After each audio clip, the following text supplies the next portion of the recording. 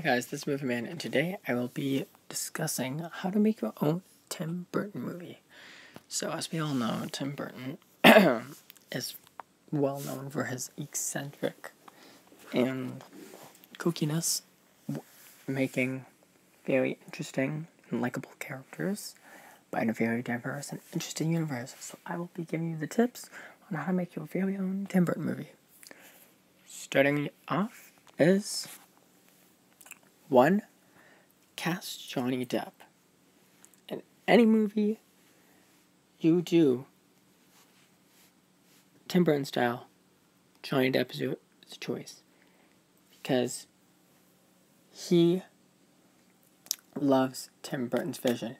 He will play anything from a vampire to a murdering barber to an eccentric director to a guy with scissors on his hands. He's hands down committed to anything Tim Burton does. Cast Johnny Depp. 2. Get Warner Brothers to distribute it. They love his vision. They love kooky, dark movies. They've distributed most of his films. Get Warner Brothers. 3. Always do fantasy or gothic film. Because if you look at his filmology, Sweeney Todd is gothic-like. Beetlejuice is gothic-like. The film Corpse Bride is gothic-like. Dark Shadows is gothic-like. Always do gothic. Now, well, I have some happy points in there, but just go gothic. Or fantasy. Sometimes fantasy. Fantasy works sometimes. Like Ellie did and Alice in Wonderland. So, it works. And then 4, make your characters layered like a friggin' piece of cake.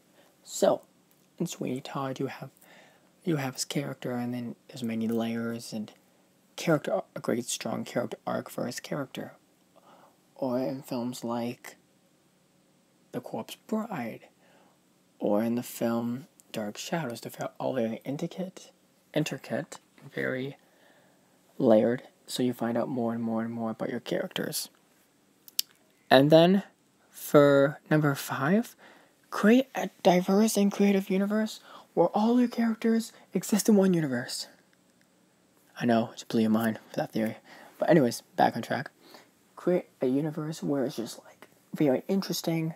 You can create your own characters, your own world, and just immerse yourself in it.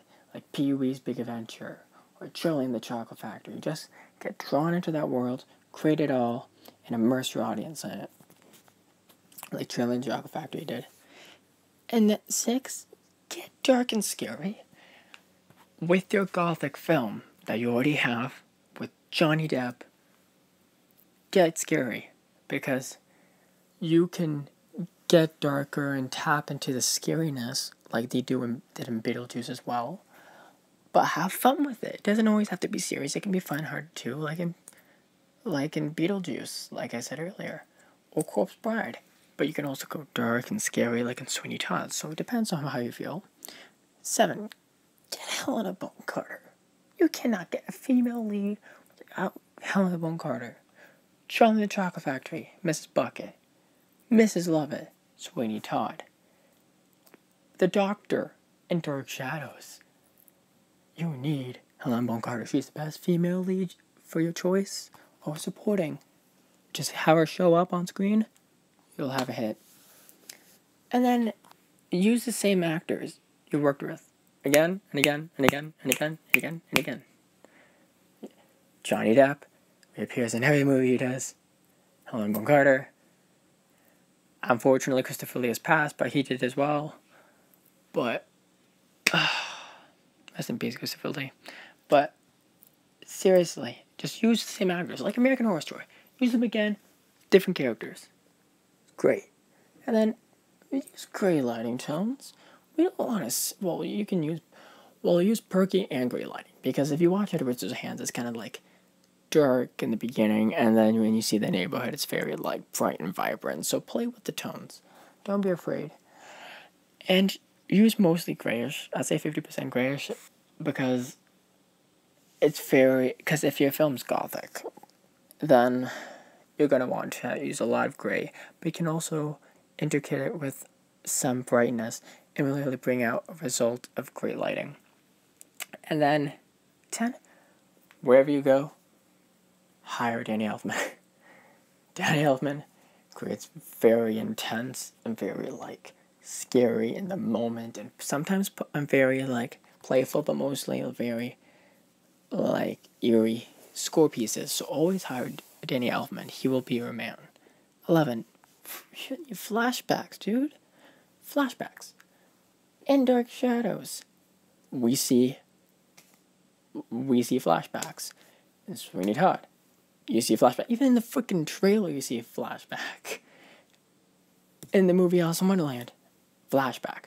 Always show what your character was before your event occurred. What was their life before?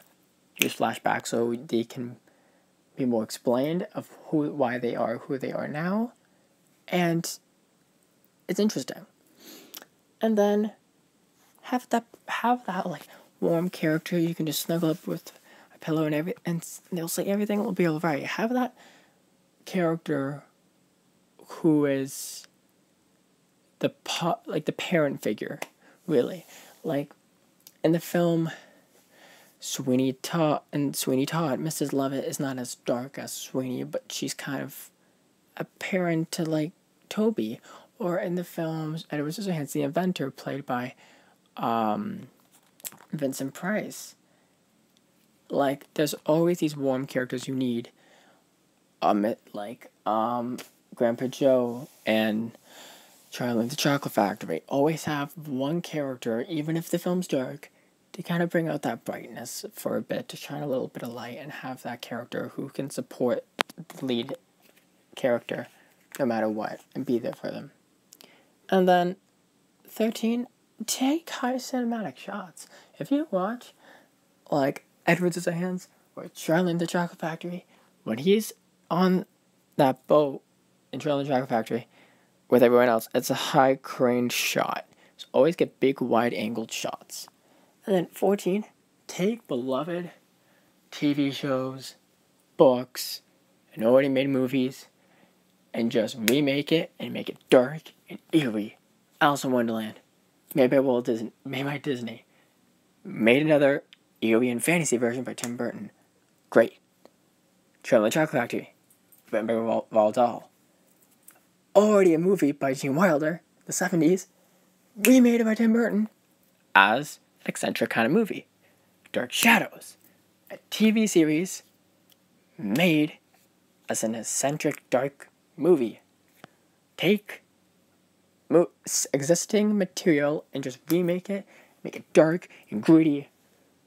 And then always have that one character that's the monster that you don't see much, but it's very supporting. So have that monster who's supporting, but I don't see much, like Christopher Walken in Sleepy Hollow, or the Oogie Boogie Man in The Nightmare Before Christmas, or like the Jabberwocky in Alice in Wonderland.